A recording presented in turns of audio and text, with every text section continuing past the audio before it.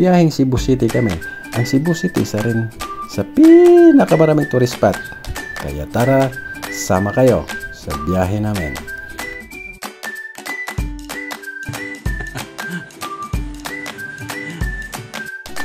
Bago pupunta sa airport, kailangan nakahanda na lahat ang dapat dadalhin papunta sa Cebu. Kasi medyo mababa pa ang aming biyahe ngayon sa gabi ito. Tulis mi sa Cebu, pagkatapos Bohol naman. So ngayon pa Cebu pa kami.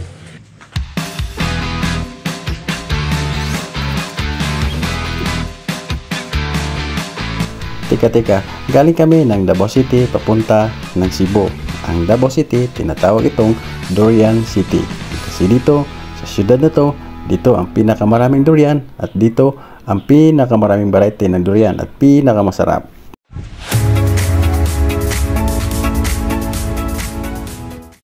Sa pagbiyahe, kailangan din ng pagkain para hindi magugutom sa biyahe.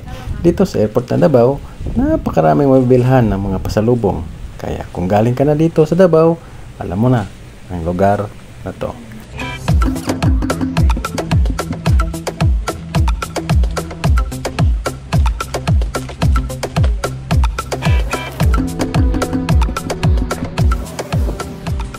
Kunti lang ang pasahero sa gabing ito. Parang special trip kami. Pero hindi talagang nagkataon lang talaga to. Mahigit isang oras ang biyahe ng airplane papunta Cebu. O diba? Talagang napakadali lang.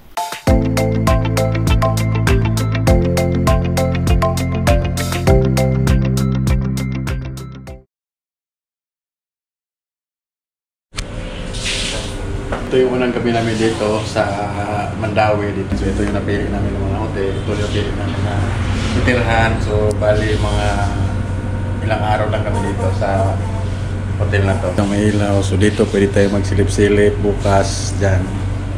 Tagay tayo ng bukas sa unang araw namin dito sa Cebu.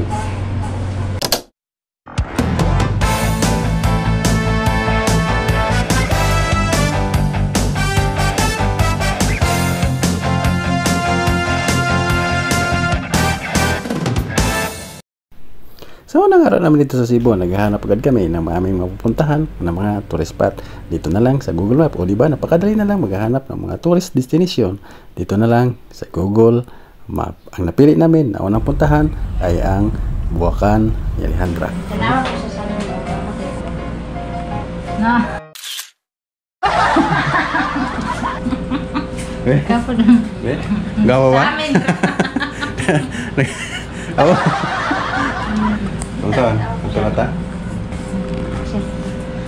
Gwapa lagi? Basta sawa, gwapa dyan na. Kamu dyan sawa nga di gwapa? Paraway buko. Saan? Ito na ta? Tika. Bago pa naman makaakyat sa Bulacan Alejandra, talagang mahaba-haba ang biyahe. Mahigit 2-3 oras ang biyahe paakyat sa bundok. Sabi nga nila, may pags dito pag umakyat paggabi. Kaya hapon kami umakyat kasi hindi naman pags ang gusto namin makikita. Ang gusto namin makita dito ay ang Bulacan Alejandra at ang iba't ibang uri ng mga halaman dito sa lugar na to.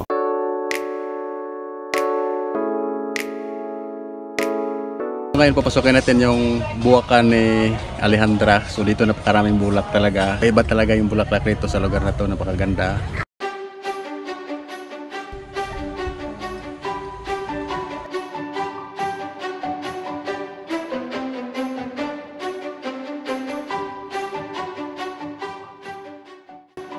Talagang iba't ibang bulaklak dito sa loob ang makikita. Talagang napawaw kami sa ganda. Kahit malayo ang biyahe, sulit naman sa ganda. At siyempre, hindi mawawala ang picture.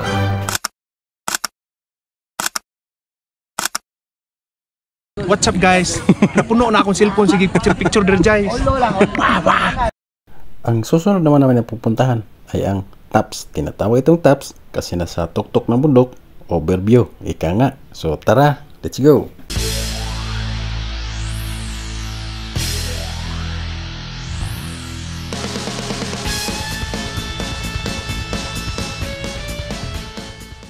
Pagbaba sa bundok, galing sa Bulacan Alejandra, mahigit kumulang 1 oras ang biyahe papunta sa Taps. Hinahabol namin ang paglubog ng araw. Sabi nga nila, maganda tingnan ang sunset pag nasa Taps.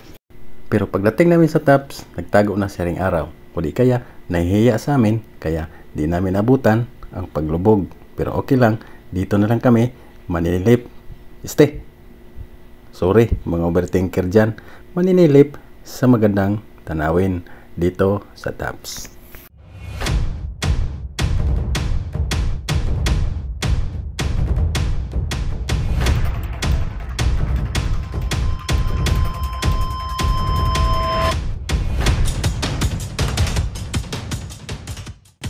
Kahit di namin abutan ang paglubog ng araw, pero busog naman ang mata namin sa magagandang tanawin. At dito, napakaraming tao at saka napakaraming restaurant. Pag nagugutom, pwede ka na rin kumakain. Pero tika lang muna ha.